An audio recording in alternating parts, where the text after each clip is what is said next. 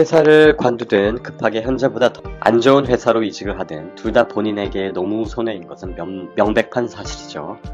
그것도 본인의 문제도 아닌 남이 가해한 직장 내 괴롭힘으로 관련 가해자는 징계도 안 받고 그냥 피해자가 너무 힘들어서 그만둔다는 것은 너무나도 억울합니다.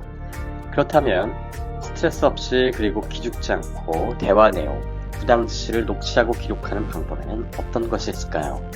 생각보다 단순한데 바로 오늘부터 회사 생활을 AI 로봇처럼 다니는 겁니다. 면담을 통한 녹취를 할 때도 감정 없는 로봇처럼 녹음기를 켭니다. 속 터지는 언급을 해도 그냥 로봇처럼 듣고만 있으세요. 녹음은 다 되고 있습니다. 이미 회사를 통해 직장 내 괴롭힘을 받은 상황이면 회사에 무슨 애정이 남아있겠습니까? 아무리 당신이 비상식적인 행동을 회사에서 하였어도 폭력은 절대 정당화될 수 없습니다. 당신은 이제 다음날 출근이 두렵거나 스트레스 받지 않을 겁니다. 왜냐하면 다음날 출근하는 사람은 인간 당신이 아닌 로봇 모드의 당신이기 때문이죠. 당신은 로봇이니까 그런 감정을 드러내면 안 되는 존재입니다. 로봇처럼 한쪽 귀로 듣고 한쪽 귀로 흘리세요. 참 그리고 녹취는 꼭 하세요. 혼내는 과정에서 직장 내 괴롭힘 카테고리에 들어갈 만한 멘트를 상대가 할 수도 있습니다.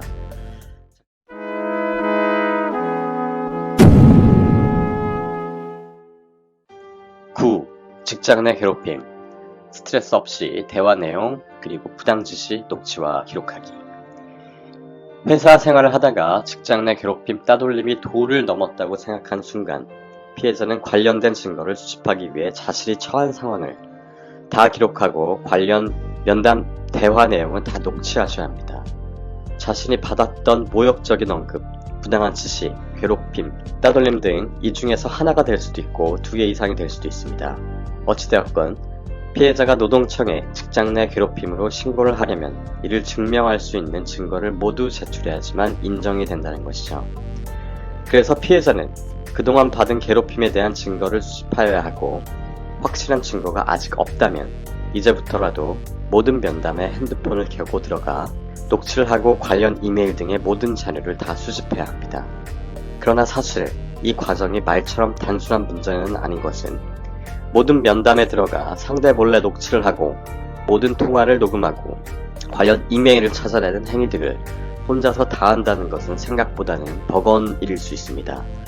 오랜 회사 생활로 산전수전을 다 겪어본 사람이라면 이런 과정이 큰 문제가 아니겠지만 사회초년생이나 회사 생활을 오래 하지 않은 주니어 사원 같은 경우는 이러한 과정이 버겁기만 할 겁니다. 아무도 자신의 편이 아니고 혼자서 이러한 부분을 다 감당하는 것이 너무도 스트레스이기 때문이죠. 그래서 중도에 포기를 하고 회사를 관두거나 더 안 좋은 회사로 급하게 이직을 하여 그냥 현재의 상황을 피하는 경우가 꽤 많습니다. 회사를 관두든 급하게 현재보다 더 안 좋은 회사로 이직을 하든 둘 다 본인에게 너무 손해인 것은 명백한 사실이죠. 그것도 본인의 문제도 아닌 남이 가해한 직장 내 괴롭힘으로 관련 가해자는 징계도 안 받고 그냥 피해자가 너무 힘들어서 그만둔다는 것은 너무나도 억울합니다. 똥이 무서워서 피하냐, 더러워서 피하지 라는 말은 이 상황에서 전혀 어울리지 않아 보입니다. 더러워서 피하는 순간 손해는 고스란히 나한테 돌아오기 때문입니다. 평소에 꼬박꼬박 잘 들어오던 월급이 갑자기 사라져 금전적인 부분에서는 손해가, 당장 이 상황만을 피하기 위해 지금보다 더 안 좋은 회사에 급하게 이직을 하면 커리어적인 손해가 있습니다. 그렇기 때문에 절대 기죽지 말고 자신이 당한 피해는 꼭 신고를 하거나 최소한 인사과 이슈를 제기해서 정당한 피해 보상을 받으라고 말씀드리고 싶습니다. 그렇다면 스트레스 없이 그리고 기죽지 않고 대화 내용, 부당 지시를 녹취하고 기록하는 방법에는 어떤 것이 있을까요? 생각보다 단순한데 바로 오늘부터 회사 생활을 AI 로봇처럼 다니는 겁니다. 로봇의 첫 번째 특징으로는 감정이 없죠. 그렇게 당신은 이제부터 감정을 없앱니다. 평생 감정을 없애는 것이 아니고 업무 시간 9시부터 18시 동안만 로봇처럼 감정을 없애고 회사 생활을 하는 거죠. 누군가 질문을 하면 사무적인 답변을 하고 누군가에게 질문을 할 때도 감정 없이 질문을 합니다. 같은 방식입니다. 면담을 통한 녹취를 할 때도 감정 없는 로봇처럼 녹음기를 켭니다. 속 터지는 언급을 해도 그냥 로봇처럼 듣고만 있으세요. 녹음은 다 되고 있습니다. 이미 회사를 통해 직장 내 괴롭힘을 받은 상황이면 회사에 무슨 애정이 남아있겠습니까? 이제 주어진 업무만 처리하면 됩니다. 더 이상 열심히 하지 마세요. 당신이 열심히 해야 하는 미션은 직장 내 괴롭힘으로 증거 자료 수집과 앞으로 생길 괴롭힘에 대한 녹취입니다. 그 증거 수집과 직장 내 괴롭힘에 대한 혼자만의 외로운 싸움이라는 감정은 이제 없습니다. 왜냐하면 회사 업무 시간 동안만큼은 감정이 없는 로봇이기 때문이죠. 로봇에게는 외로움과 스트레스 따위의 감정은 없죠. 자, 이제 퇴근을 하셨으면 이제 로봇 모드는 꺼주십시오. 다시 인간 모드로 돌아와 본래 당신의 모습으로 돌아옵니다. 이제 당신은 원래의 아름답고 소중한 존재이기에 마음 맞는 사람들과 어울리거나 모임 활동을 합니다.